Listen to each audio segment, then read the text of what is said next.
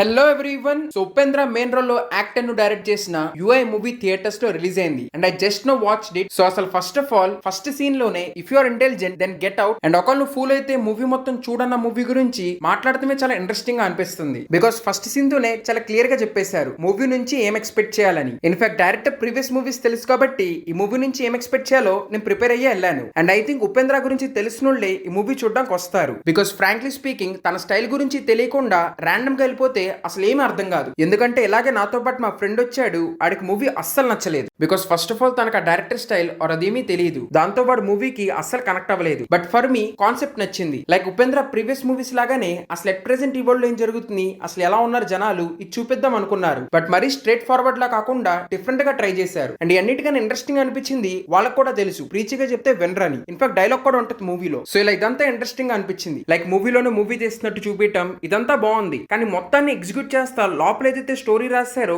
అది నాకు వర్క్ అవ్వలేదు. అంటే మంచి మెటా లెవెల్ లో రాశారు. లైక్ ఈ పాయింట్ మూవీ చూసిన వాళ్ళకి అర్థమైద్ది. వీరు సత్యాన్ని తీసుకెళ్లి బంధించాక తను అక్కడి నుంచి బయటపడాలి. లైక్ ఒక మనిషి కాన్సన్ట్రేట్ చేసి తనలో ఉన్న చెడు నుంచి బయటికి రావాలని చెప్పారు. ఇన్ఫాక్ట్ ఆ జైలు కూడా బ్రెయిన్ లాగానే ఉంటది. అండ్ అలాగే మనుషులకు ఎంటర్టైనింగ్ ఏదో ఒకటి ఇస్తా ఉంటే వాళ్ళ పక్కన ఏం జరిగినా పట్టించుకోరు. ఆరెల్స్ వాళ్ళ లైఫ్స్ ఇంప్రూవ్ అవ్వకుండా ఎక్కడున్నా అక్కడే ఉన్నా గానీ కంట్రీ మొత్తం ఇంప్రూవ్ అవుతుంటే బాగా గర్వంగా ఫీల్ అవుతారు. సో ఇలా మంచి క్రేజీ ఐడియాస్ కాబట్టి మాట్లాడడానికి ఎంతసేపైనా మాట్లాడొచ్చు. ఇన్ఫాక్ట్ మీరు తర్వాత కూర్చుని ఆలోచిస్తా ఉంటే చాలా మూవీలో మెటా రెఫరెన్సెస్ అర్థమవుతాయి. బట్ నాకెక్కడ డిసప్పాయింటింగ్ అనిపించింది అంటే ఈ మొత్తాన్ని ఇంప్లిమెంట్ చేసిన విధానం or you can say presentation. ఇక్కడ మీరు స్టైల్ అనొచ్చు but I think no. Because తన ప్రీవియస్ మూవీస్ తీసుకుంటే అవి రియల్ వరల్డ్ లో ఉంటానే రియల్ వరల్డ్ ను క్వశ్చన్ చేసి కన్నది ఈ మూవీలో ఒక ఆర్టిఫిషియల్ వరల్డ్ క్రియేట్ చేశారు. అంటే ఐ మీన్ ఆ డిస్టోపియన్ వరల్డ్ ఏదైతే క్రియేట్ చేశారో అది చాలా డిస్కనెక్ట్ అయిపోయింది. మెయిన్లీ చూడడానికి చాలా ఆర్టిఫిషియల్ గా ఉంది. ఇన్ఫాక్ట్ ఈ movie minus a presentation where audience crazy experience ఇద్దాం అనుకుని మరీ ఆడ్ గా వెళ్లారు. లైక్ మళ్ళీ ఆ జైల్ సీన్ తీసుకోండి, చెప్పే కదా ఐడియా చాలా బాగుంది కానీ మొత్తాన్ని చాలా సింపుల్ గా తీశారు. లైక్ తన బయటకు వచ్చే టాస్క్ లన్నీ కూడా చాలా సింపుల్ గా ఉంటాయి. దాంతో తర్వాత ఏం జరగొచ్చనే ఆ ఇంటెన్సిటీ క్రియేట్ చేయలేదు. సో దాంతో ఆ సీన్ అంతా కూడా చాలా వెయిట్లెస్ గా ఉంటది. అదొకటే కాదు మూవీలో చాలా సీన్స్ అలాగే అనిపించినాయి. అండ్ అదే ఈ మూవీ మెయిన్ డ్రాబ్యాక్. సో ఇలాంటప్పుడు కొంచెం స్క్రీన్ పెయిన్ సరిగ్గా హ్యాండిల్ చేయాల్సింది. బట్ యు నో ఉపేంద్ర తన స్టైల్లో he went full on. Like movie starting movie చూసి జనాలు బయటకు పరిగెత్తుకుంటూ వస్తారు ఆర్ మూవీ లోపలే మూవీ తీసినట్టు. సో ఇలా స్క్రీన్ ప్లే కూడా తన స్టైల్లో తీశాడు. ఇంకా ఉపేంద్ర బానే చేశాడు.